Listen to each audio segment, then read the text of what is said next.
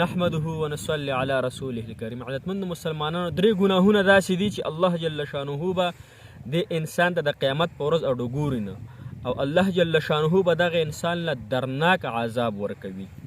هغه درې ګناهونه کوم دي عزتمند مسلمانانو؟ په ځان سره نوٹ کو، په دې باندې عمل وکړو. صحیح شو که نه؟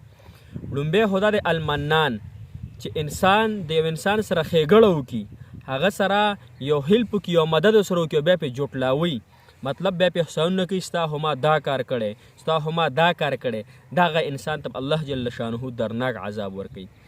او دویم پکې دا چې کم انسان پنسي ښکته ساتي همیشه، نو دا انسان له الله جل شانه درناک عذاب ورکوي. او حدیث مبارک کې راځي ما اسفل من الکعبین من الازار فی النار، کومه ګیټۍ چې په پنسه کې پټه وي، نو عزتمند مسلمانانو دغه ګیټۍ به د جهنم په اور باندې سوځي.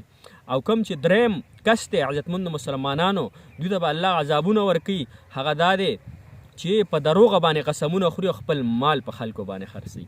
نو دا یو قسم چې دی دا مسلمانانو کې ډیر زیات دی. دا کومه ګناه چې ته ما یاده کړه، هغه دا چې نن سبا هر انسان ته ګوري، نو یا دویم انسان ته ګوري د هغه پنسې خامخا ښکته وي، یاره تکبر د وجې نه، یا هغه غریب ته پته نه چې دی کې ګناه شته او که نو. عزتمند مسلمانانو که تاسو هر پښتون ته وګورئ، دویم ته وګورئ، نو هغه پنسې به ښکته وي.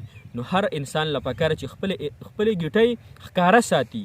او تقریبا د دې زمانې سیز دا هم وي چې دې کې ډېرې غټې غټې پیدې دي، کمې د ګیټۍ باندې چې نور لګي یا پې دوړه لګي، یو قسم بیماري ده هغه د انسان ته نه لګي. نو عزتمند مسلمانانو دې ګناهونو نه ځان وساتو، هسې نه چې الله جل شانه د قیامت پر ورځ موږ سره نه خبرې کوي او بیا رانه درناک عذاب هم راکړي الله جل شانه. الله جل شانه دې موږ او تاسو له په دې خبرو د عمل کولو توفیق نصیب کړي. جزاک الله خیر.